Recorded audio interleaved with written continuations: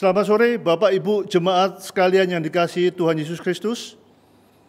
Puji syukur kepada Tuhan Yesus yang telah memberi kita kesempatan untuk kita bisa menjalankan ibadah Jumat Agung dalam kondisi pandemik yang kita alami saat ini.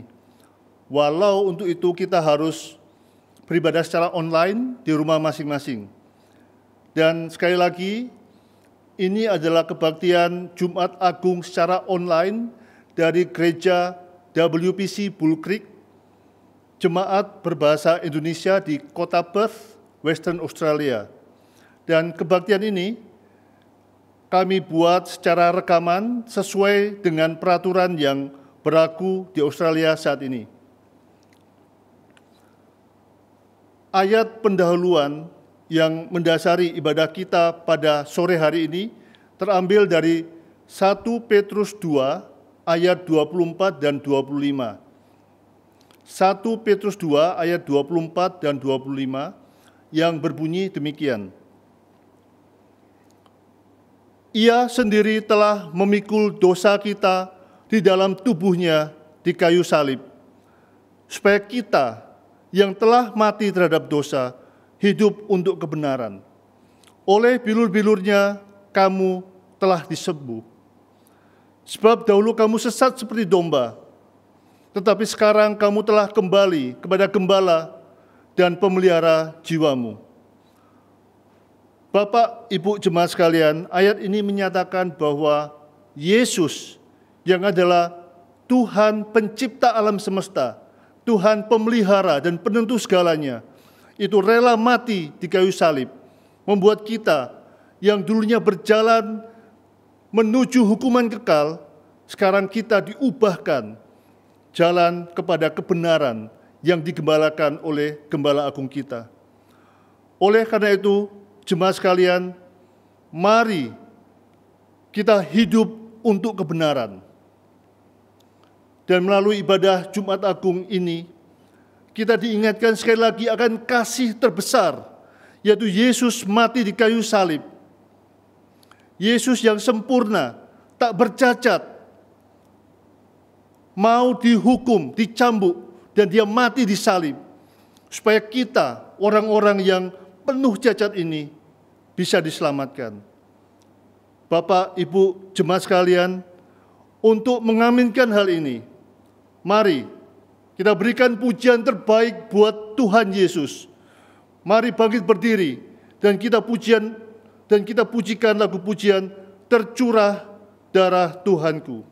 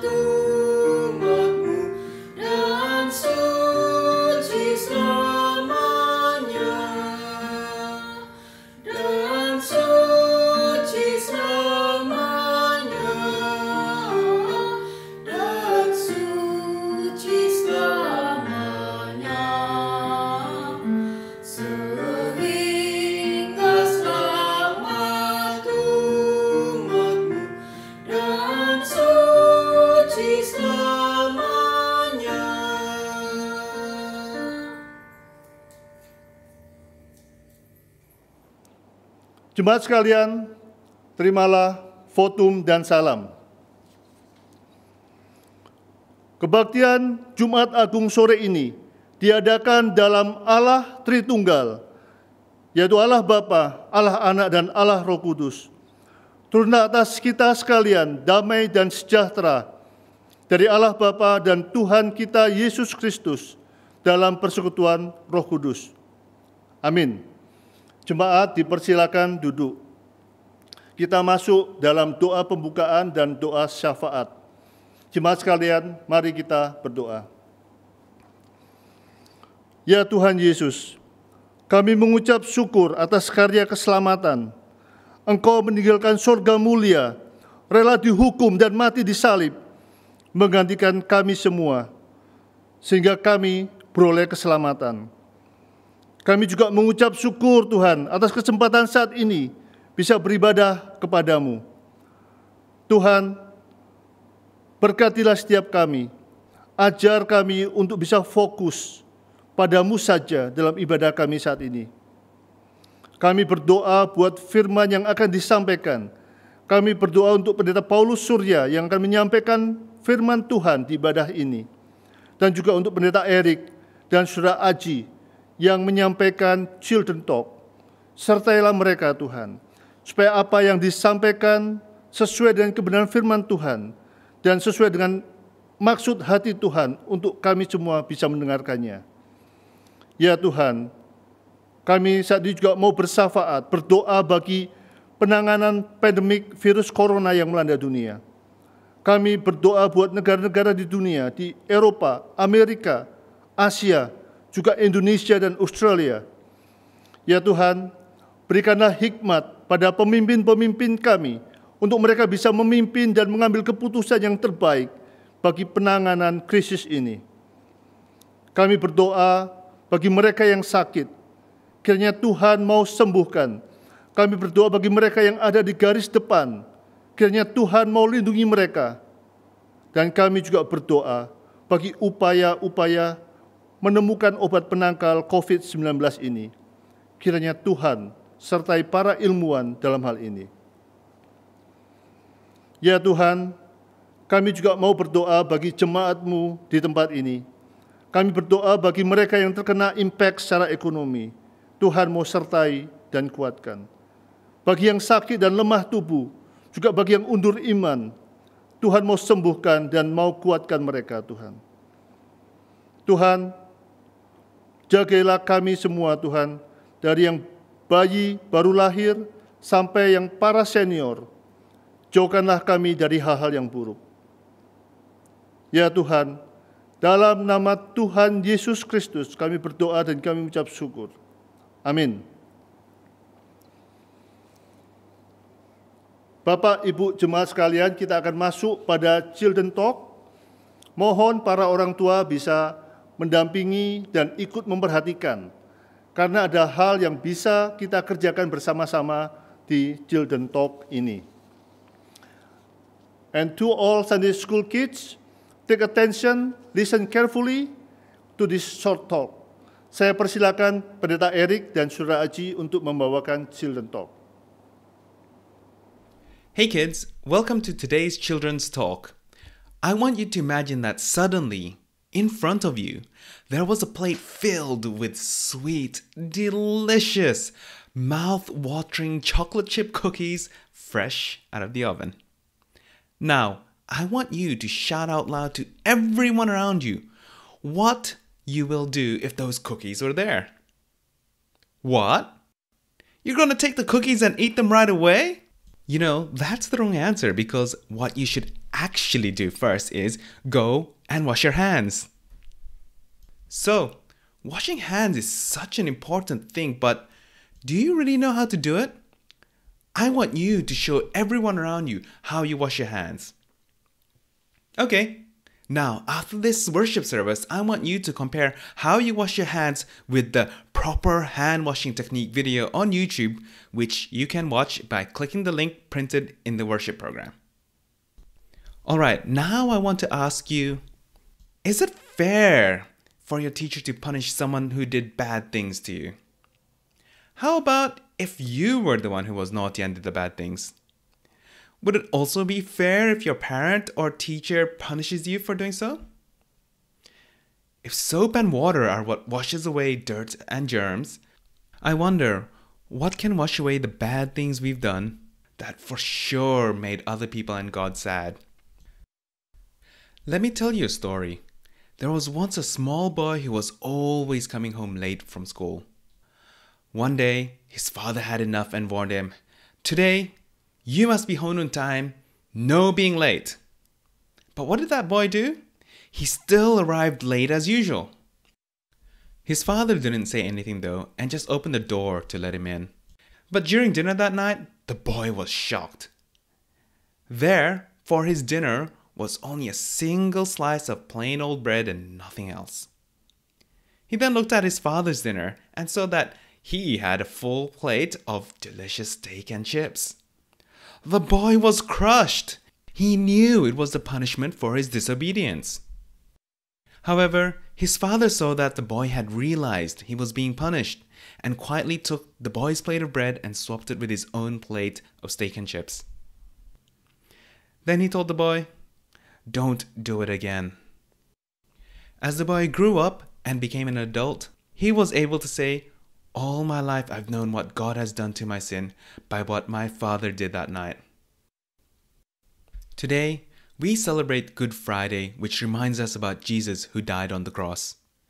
At that time, death on a cross was the heaviest punishment given only to the most wicked of criminals. Why then did Jesus, who knew no sin, have to die on the cross? It's because by dying on the cross, Jesus took on the punishment for our sins himself and washed it all away. God shows his love for us in that while we were still sinners, Christ died for us. Romans 5 verse 8. That's our memory verse for today. Let's read it once again. God shows his love for us in that while we were still sinners, Christ died for us. Romans 5 verse 8. Try to memorize it and see if you can repeat it to your parents after the service has ended. To end today's talk, I want you to make your own paper cross by taking a piece of paper and making one straight cut or tear on it and then folding it. You can see how to do it on the YouTube link printed in the worship program, or just Google how to make a paper cross with one cut. Okay, that's the end of today's talk. Thanks for listening. Let's close our eyes and end in prayer. Lord Jesus, thank you that you died on the cross to wash away our sin. Help us to remember your love and to not do the bad things we do again. And help us to learn to forgive people who do bad things to us, just like you forgave us. Amen. Terima kasih untuk Children Talk yang sudah dibawakan. Jemaat sekalian, saatnya kita masuk dalam pemberitaan firman Tuhan. Mari kita siapkan hati dan pikiran kita untuk menerima kebenaran firman Tuhan ini.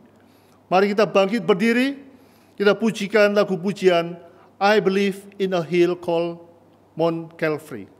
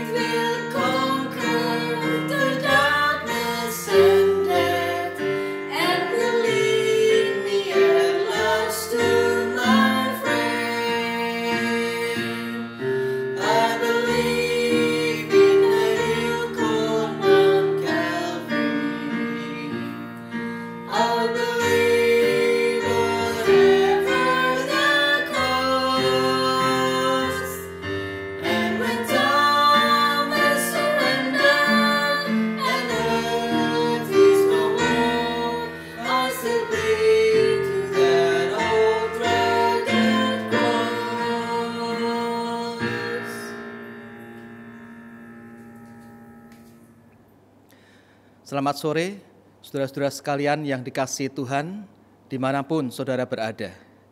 Di dalam peringatan Jumat Agung, yaitu hari di mana kita memperingati akan kematian Tuhan Yesus Kristus di atas kayu salib, kita akan bersama-sama membaca firman Tuhan yang terambil dari Roma pasal 5 ayat 6 sampai 11.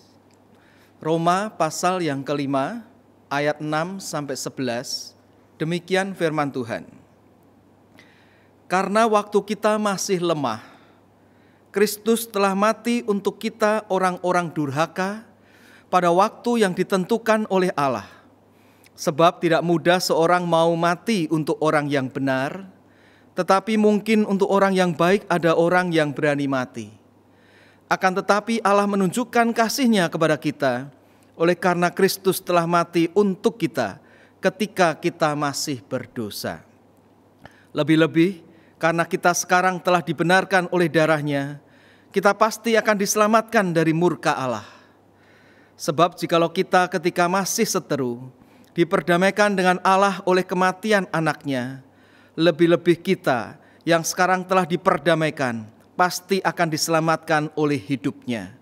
Dan bukan hanya itu saja, kita malah bermegah dalam Allah oleh Yesus Kristus Tuhan kita, sebab oleh Dia kita telah menerima pendamaian itu. Mari kita bersama-sama masuk di dalam doa untuk memohon pimpinan Allah Roh Kudus. Ya Tuhan, Allah kami yang hidup, kami berterima kasih ya Tuhan untuk kesempatan di mana hari ini kami boleh berbakti bersama-sama untuk memperingati akan kematian Tuhan Yesus Kristus di atas kayu salib.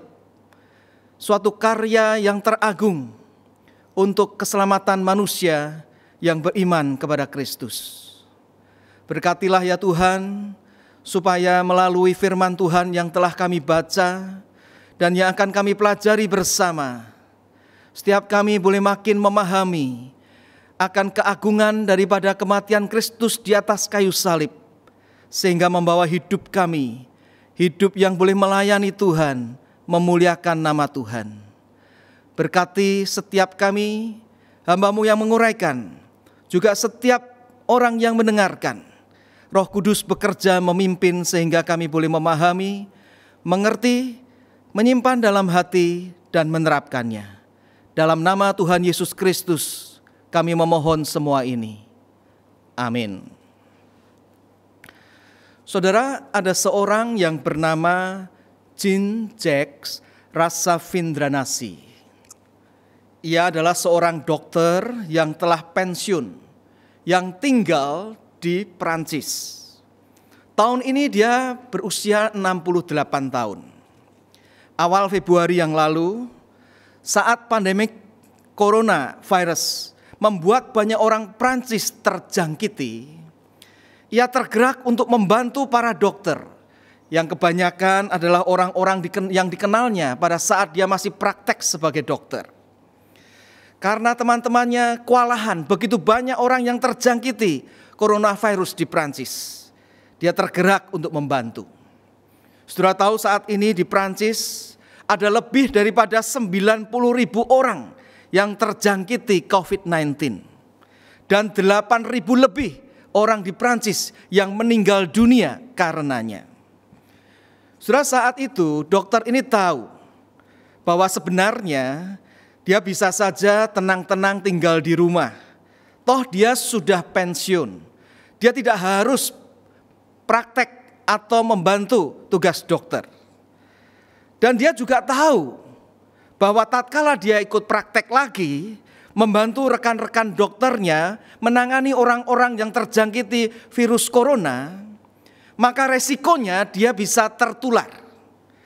Dan di dalam usianya yang sudah 68 tahun, bisa saja resiko bukan hanya tertular, tetapi kemudian akibatnya bisa fatal.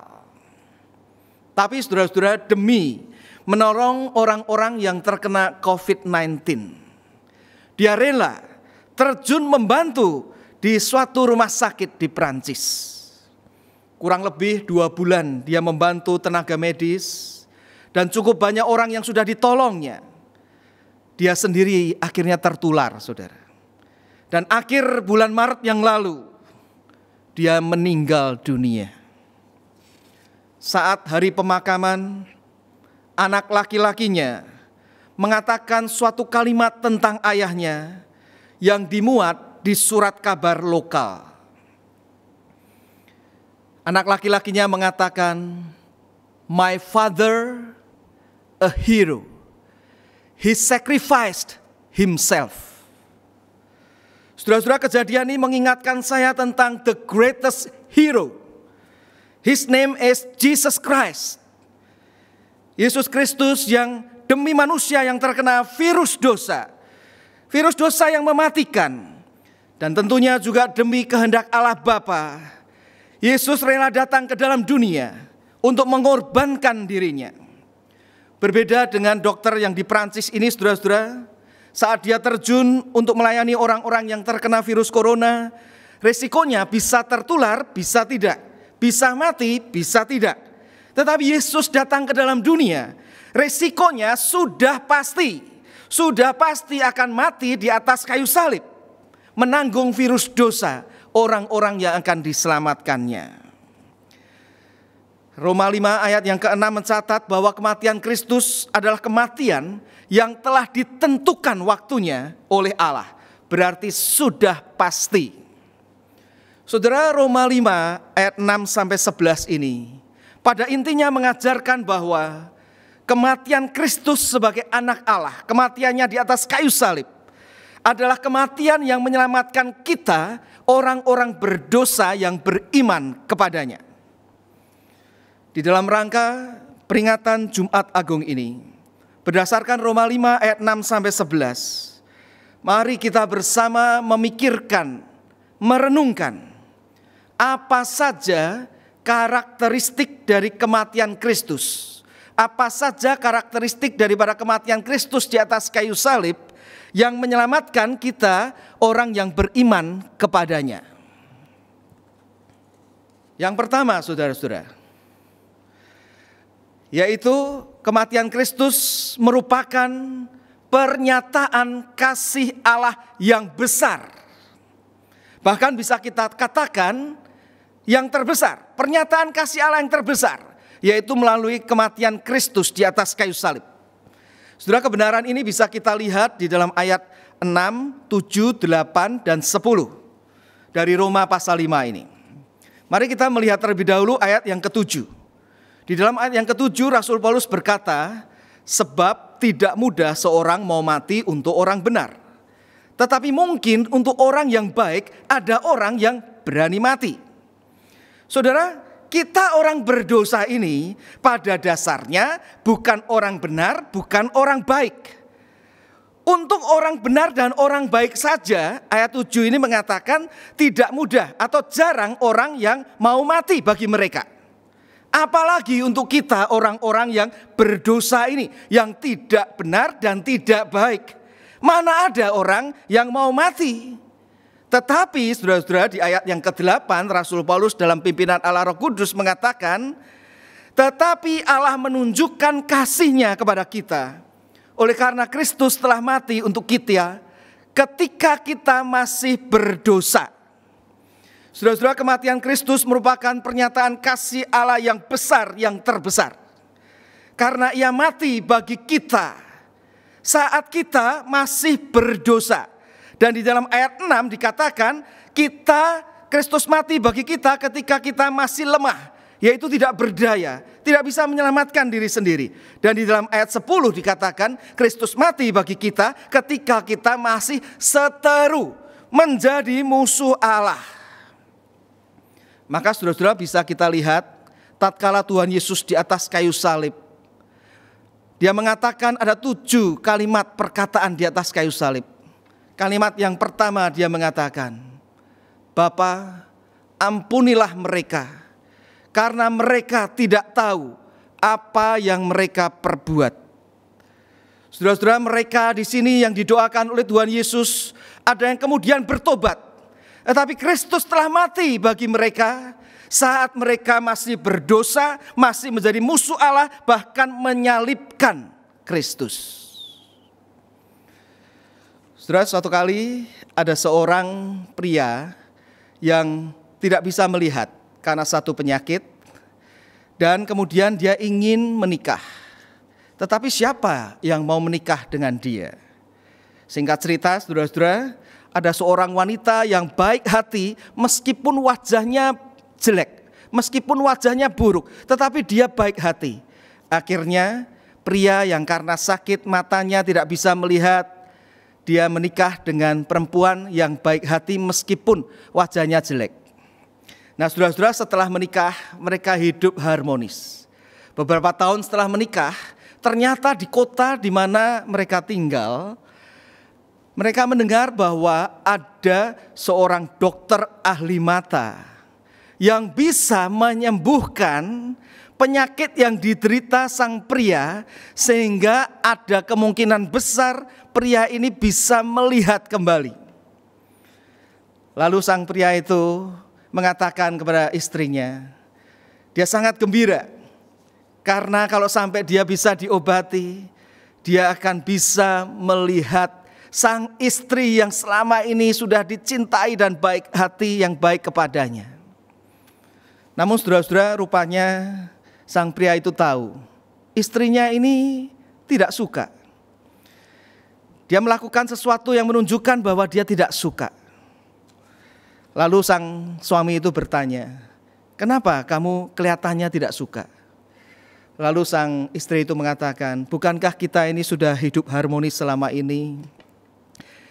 Saya khawatir kalau nanti engkau bisa melihat, lalu melihat wajahku yang buruk, yang sama sekali tidak cantik, nanti engkau tidak bisa mengasihi aku lagi." Oh saudara-saudara, sang pria itu memahami maksud daripada istrinya. Lalu dia memutuskan, demi cintanya yang besar kepada sang istri, dia rela tetap buta, supaya tidak usah melihat kejelekan daripada wajah istrinya. Oh saudara-saudara, kasih ini kasih yang besar, tetapi sebenarnya tidak besar.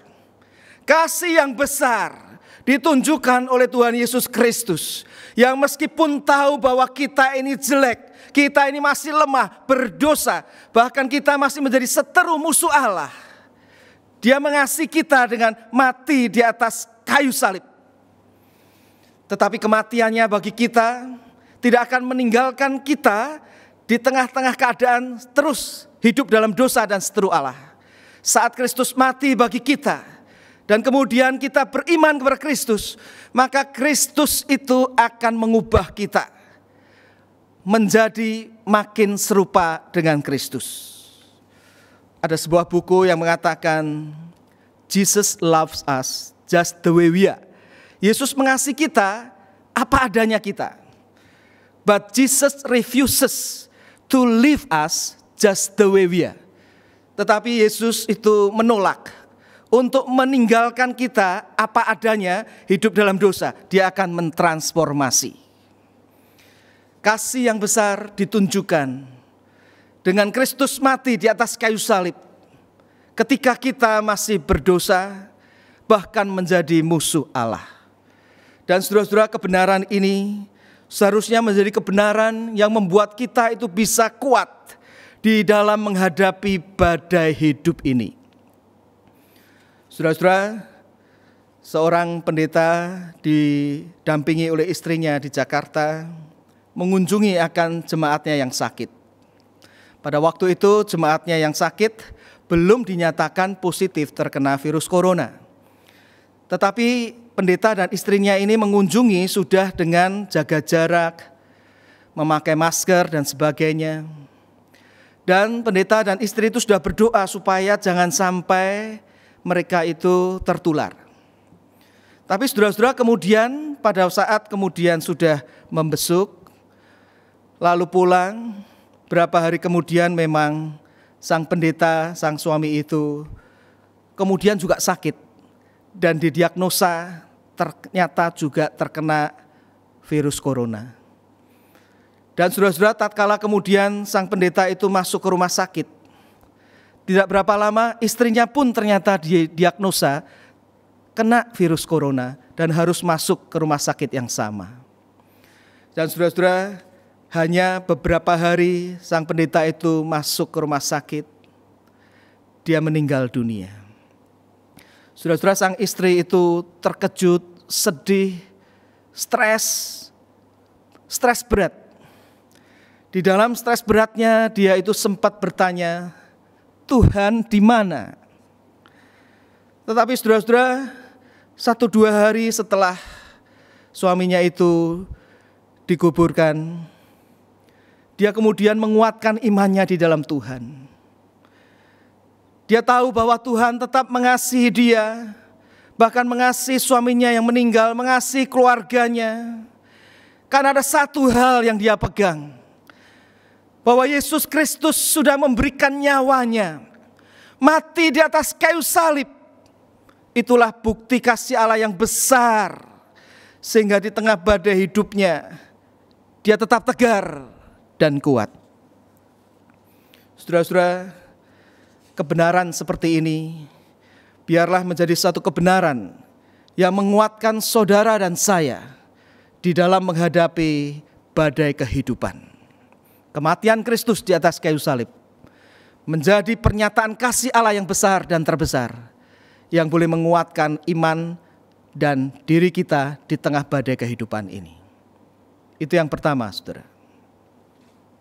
Sekarang saudara-saudara, mari kita melihat yang berikutnya. Karakteristik berikutnya dari kematian Kristus di atas kayu salib, berdasarkan Roma 5 ayat 6-11 ini. Kematian Kristus di atas kayu salib merupakan jaminan yang pasti bagi keselamatan saudara dan saya yang beriman kepadanya. Saudara-saudara, kematian Kristus sebagai jaminan keselamatan kita.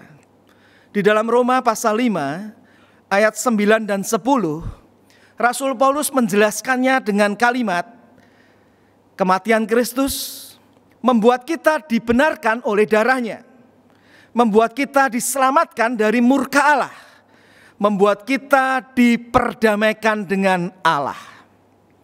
Saudara, apa artinya kita dibenarkan oleh darahnya? Oleh darahnya di sini sama dengan kita dibenarkan oleh kematian Kristus. Yaitu saat Kristus mati, maka sebetulnya ada 2 pengalihan. Pengalihan yang pertama yaitu dosa-dosa kita dialihkan, ditanggung oleh Kristus. Kristus menanggung dosa-dosa kita dan Kristus juga menanggung hukuman atas dosa-dosa kita, orang yang percaya kepadanya. Pengalihan yang kedua adalah kebenaran Kristus yang sempurna diperhitungkan, dialihkan, diperhitungkan kepada saudara dan saya yang percaya. Oleh sebab itu dikatakan kematian Kristus membuat kita dibenarkan oleh Allah. Lalu di dalam ayat 19b juga dikatakan kita diselamatkan dari murka Allah. Saudara, kematian Kristus menggantikan saudara dan saya yang percaya kepadanya dari seharusnya menanggung murka Allah, Kristus yang menggantikannya. Maka saudara-saudara, kita bisa melihat di dalam kisah di Injil, tatkala Tuhan Yesus di atas kayu salib, maka ada kegelapan terjadi. Kegelapan itu menunjukkan akan murka Allah sedang dijatuhkan kepada Kristus. Dan di atas kayu salib Tuhan Yesus berkata, Eloi, Eloi, lama sabachthani. My God, why have you forsaken me? Allahku, Allahku, mengapa engkau meninggalkan aku?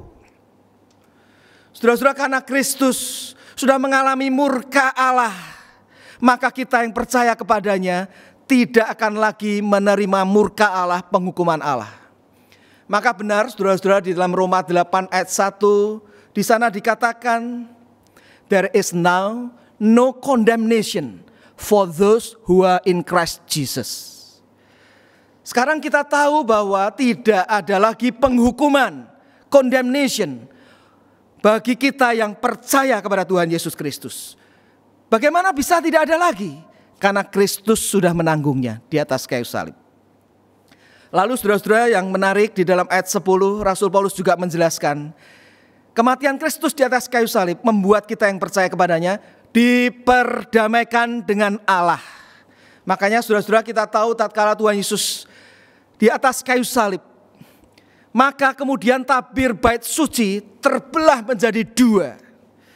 Saudara-saudara, tabir bait suci terbelah menjadi dua, itu suatu gambaran bahwa persekutuan kita orang yang berdosa dengan Allah yang Maha Suci menjadi terbuka melalui Tuhan Yesus Kristus.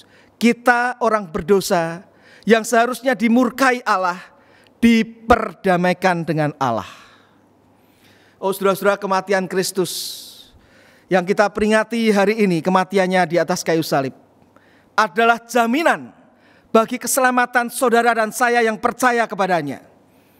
Di dalam kematian Kristus, saudara dan saya dibenarkan, diselamatkan dari murka Allah, dan diperdamaikan dengan Allah. Saudara, kalau kita melihat data korban yang terkena virus corona di dunia ini, maka sampai hari ini jumlahnya, saudara-saudara, sudah lebih dari 1,3 juta orang yang terkena positif virus corona. Dari sekian banyak orang yang terkena, yang meninggal lebih dari 75.000 orang, saudara. Dan dari yang meninggal ini, saudara-saudara, saudara mendengar berita bahwa di Indonesia puluhan hamba-hamba Tuhan, orang-orang Kristen, bahkan pendeta yang meninggal dunia juga karena virus corona ini. Nah, saudara-saudara, saya menerima beberapa pertanyaan. Antara lain pertanyaannya adalah, apakah virus corona ini hukuman Tuhan bagi umat manusia yang berdosa? Kalau ini hukuman Tuhan, mengapa ada banyak anak-anak Tuhan juga yang terkena bahkan meninggal? Oh saudara-saudara, saya percaya bahwa bagi saudara dan saya yang percaya kepada Tuhan Yesus Kristus, percaya sejati, maka tidak ada lagi hukuman seperti yang tercatat dalam Roma 8 ayat 1. Saudara dan saya sebagai orang percaya sejati bisa kena sakit atau virus corona. Seperti misalnya saudara-saudara, memang di dalam Alkitab 2 Raja-Raja 13 ayat 14 misalnya mengatakan bahwa Nabi Elisa yang punya iman yang benar itu, dia juga sakit lalu meninggal dunia. Jadi tatkala saudara dan saya ini sakit sebagai orang yang percaya, bahkan bisa terkena virus corona, itu bukan hukuman murka Allah, karena hukuman murka Allah sudah ditanggung oleh Kristus. Tetapi kalau sampai kita orang percaya bisa terkena bahkan meninggal dunia, itu memang cara yang dipakai Tuhan untuk memanggil kita kembali. Meskipun kita tidak tahu sepenuhnya maksud Tuhan, tetapi yang pasti tidak ada lagi penghukuman condemnation bagi saudara dan saya yang percaya kepada Tuhan Yesus Kristus. Tetapi bagi orang yang tidak percaya, Alkitab mengatakan bahwa mereka memang berada di bawah murka Allah. Tidak usah terkena virus corona pun, ada di bawah murka Allah. Oleh sebab itu saudara-saudara, di dalam peringatan Jumat Agung ini, kematian Kristus di atas kayu salib, saya ingin bertanya kepada saudara-saudara sekalian, jikalau ada di antara saudara yang belum sungguh-sungguh menerima Tuhan Yesus sebagai Tuhan dan Juru Selamat pribadi, terimalah dia sebagai Tuhan dan Juru Selamat pribadi. Karena hanya di dalam Kristus kita bisa terluput daripada murka Allah. Hanya di dalam Kristus saja ada keselamatan yang sejati. Bagi saudara dan saya yang sudah menerima Tuhan Yesus Kristus, wujudkanlah di dalam buah yang terlihat dalam hidup ini sebagai orang yang beriman kepada Kristus yang sudah mati bagi kita. Tunjukkan melalui menjauhi dosa-dosa tertentu, melakukan hal-hal yang melayani Tuhan dan memuliakan nama Tuhan. Seperti yang dialami saudara-saudara oleh salah satu dokter di Italia yaitu Dr. Julian Urban. Dia sebenarnya seorang ateis, tetapi di dalam pengalaman dia itu mengatasi atau menjadi dokter bagi orang-orang yang terjangkit virus corona yang begitu banyak di Italia. Dia melihat ada orang yang beriman kepada Kristus, hidupnya berbeda, membuat dia kemudian percaya kepada Yesus, menerima Yesus sebagai Tuhan dan Juru Selamatnya. Dan dia memiliki hidup yang berubah. Tidak lagi bersandar pada diri sendiri. Dia bersandar kepada Tuhan, mencari kedamaian kepada Tuhan, meninggalkan dosa-dosanya. Itu yang kedua, saudara-saudara. Karakteristik kematian Kristus merupakan jaminan bagi keselamatan kita. Dan bagi kita yang sudah diselamatkan, kita perlu menunjukkan buahnya. Selanjutnya lagi, saudara-saudara. Karakteristik dari kematian Kristus. Yang ketiga, berdasarkan Roma 5 ayat 6-11. Kematian Kristus merupakan dasar untuk kita bermegah. Apa artinya, saudara-saudara? Ayat 11 mengatakan, dan bukan hanya itu saja, kita malah bermegah dalam Allah oleh Yesus Kristus Tuhan kita. Sebab oleh Dia, kita telah menerima pendamaian itu. Saudara, kata bermegah dari bahasa Yunani kauchomai, yaitu hal yang membanggakan, hal yang membuat hidup ini terasa berarti, hal yang membuat kita bisa bersuka cita. Dan seharusnya salib Kristus, keselamatan di dalam Kristus, Kristus yang sudah mati di atas kayu salib menyelamatkan saudara dan saya, itu seharusnya menjadi kebanggaan saudara dan saya. Pada umumnya, saudara-saudara, orang bermegah karena kekayaan. Kalau punya mobil bagus, dia bisa berbangga bermegah. Atau kepandaian, karena nilainya begitu tinggi. Atau ketenaran. Atau kesuksesan dunia. Tetapi saudara-saudara, bagi orang Kristen yang sejati, seharusnya kita itu bermegah di dalam hubungan dengan keselamatan di dalam Kristus yang sudah mati di atas kayu salib. Itulah yang seharusnya membuat saudara dan saya itu merasa berarti dalam hidup ini. Karena di dalam Kristus kita hidup berarti saat ini maupun juga di dalam kekekalan. Di dalam Yeremia 9 ayat 23-24 firman Tuhan mengatakan demikian. Janganlah orang bijaksana bermegah karena kebijaksanaannya. Janganlah orang kuat bermegah karena kekuatannya. Janganlah orang kaya bermegah karena kekayaannya. Tetapi siapa mau bermegah, baiklah bermegah karena yang berikut. Bahwa ia memahami dan mengenal aku. Bahwa akulah Tuhan yang menunjukkan kasih setia, keadilan dan kebenaran di bumi. Kasih setia Tuhan yang sudah ditunjukkan secara penuh di dalam diri Yesus Kristus yang mati di atas kayu salib yang kita peringati pada hari ini. Saudara-saudara, sejauh mana kita berbangga, kita merasa hidup yang berarti itu karena Kristus yang tersalibkan yang sudah menyelamatkan kita. Seorang yang bernama John Wooden, dia adalah seorang pelatih nasional basketball di Amerika. Dia bisa membawa timnya 7 kali juara nasional. Suatu kali dia diwawancara. Salah satu pertanyaan dalam wawancara itu, ada wartawan yang bertanya, apa rahasianya Anda bisa menghadapi tekanan-tekanan pada saat ada krisis saat melatih basketball nasional ini? Dan juga bagaimana mengatasi akan sanjungan daripada banyak orang tatkala sukses? Lalu saudara-saudara, John Wooden ini mengeluarkan sesuatu dari kantongnya. Apa yang dikeluarkan saudara-saudara? Yaitu salib kecil. Dia mengatakan ini salib bukan jimat. Tetapi sesuatu yang saya bawa supaya selalu mengingatkan saya bahwa yang terpenting dalam hidup ini, yang paling membanggakan dalam hidup ini, yang paling berarti bukanlah basketball, tetapi salib Kristus, di mana Kristus yang mati di salib sudah menyelamatkan hidupku. Saudara-saudara, John Wooden menjadi seorang yang dapat menjadi contoh bagi kita yang merasa berarti, berbangga karena salib Kristus. Saudara-saudara, merenungkan kebenaran ini, saya menjadi teringat kepada ayah saya. Semasa hidupnya, ayah saya saat ini sudah meninggal 15 tahun lebih yang lalu.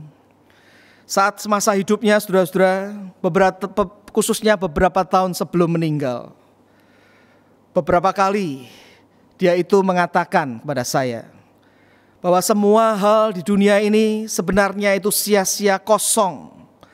Hanya salib yang tidak kosong. Hanya salib yang membuat hidup ini berarti. Beberapa kali saudara-saudara saya mendengar ada orang berkata kepada saya, yang mengenal papa saya mengatakan, "Papa kamu orangnya baik, seperti namanya Bapak Budiman, hidupnya berbudi." Tapi saudara-saudara, tatkala saya sampaikan kepada papa saya, dia beberapa kali mengatakan, "Kebaikanku pun tidak bisa dibanggakan, karena pasti ada banyak kekurangannya. Dalam hidup ini yang harus dibanggakan, yang tidak kosong, yang berarti adalah salib Kristus. Tanpa salib Kristus semuanya menjadi tidak berarti." Saudara-saudara, hanya dalam salib Kristus kita bisa melihat akan kasih Allah yang terbesar sudah dinyatakan. Hanya di dalam salib Kristus keselamatan menjadi jaminan yang pasti bagi saudara dan saya yang percaya kepadanya. Di peringatan hari Jumat Agung ini, mari saudara-saudara kita mensyukuri akan kerelaan Tuhan Yesus Kristus yang datang ke dunia ini, bahkan mati di atas kayu salib. Mari kita mensyukuri kematian Kristus yang merupakan pernyataan akan kasih Allah terbesar, jaminan bagi keselamatan saudara dan saya, dan dasar bagi saudara dan saya bermegah memiliki hidup yang berarti. Dan mari kita wujudkan ucapan syukur kita, saudara-saudara, di dalam hidup sehari-hari. Amin. Mari kita berdoa. Ya Tuhan, kami sungguh mengucapkan syukur dan berterima kasih karena kami pada hari ini boleh memperingati akan kematian Tuhan Yesus Kristus di atas kayu salib. Dan Tuhan, kami bersyukur karena kematian Kristus di atas kayu salib adalah kematian yang menyelamatkan kami, orang-orang yang beriman kepada Kristus. Dan kami saat ini boleh diingatkan bahwa kematian Kristus merupakan pernyataan dari kasih Allah yang terbesar. Kematian Kristuslah yang menjamin akan keselamatan kami, sehingga kami dibenarkan, dihindarkan daripada murka Allah, diperdamaikan dengan Allah. Dan di dalam kematian Kristuslah yang menyelamatkan kami dapat bermegah. Kami memiliki hidup yang berarti. Oh Tuhan, berkati setiap kami, sehingga kebenaran ini boleh memotivasi kami, menguatkan kami untuk hidup bagi Tuhan, yang nyata di dalam hidup sehari-hari kami, baik hidup di dalam rumah tangga, hidup di dalam pelayanan, hidup juga di masa-masa akan pandemi coronavirus ini, kami boleh kuat di dalam Tuhan. Berkati setiap kami ya Tuhan, yang sudah mendengarkan firman-Mu ini, juga hamba-Mu yang sudah menguraikan. Jadikan kami pelaku-pelaku firman. Dalam nama Tuhan Yesus Kristus, kami memohon semua ini. Amin. Saudara-saudara, selanjutnya paduan suara Nafiri akan memujikan sebuah pujian yang berjudul Above All. Lagu yang menekankan kebenaran bahwa Tuhan Yesus, pribadi yang berkuasa di atas segala kuasa, di dalam ketaatannya kepada Allah Bapa dan kasih-Nya pada kita orang berdosa, rela menyerahkan dirinya mati di atas kayu salib untuk menyelamatkan saudara dan saya yang percaya kepadanya. Paduan suara Nafiri akan menyampaikan pujiannya.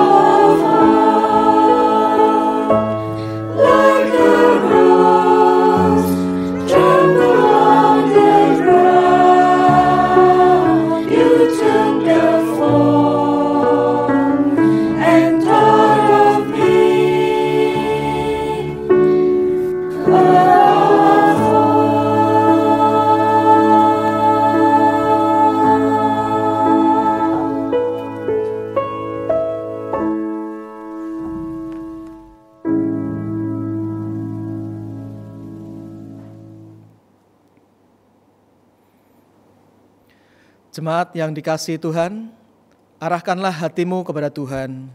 Pulanglah dalam damai sejahtera dan jadilah berkat dimanapun saudara berada.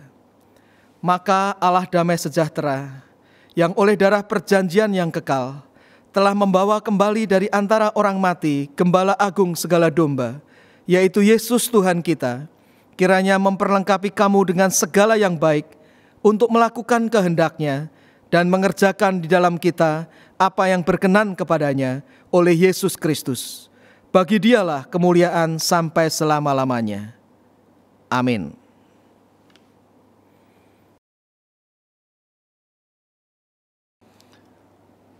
Jemaat sekalian, saya akan membacakan warta jemaat. Terima kasih untuk dukungan jemaat selama beberapa minggu ini lewat persembahan secara online. Kami mengundang jemaat untuk terus secara rutin memberikan persembahan lewat bank transfer ataupun EFT.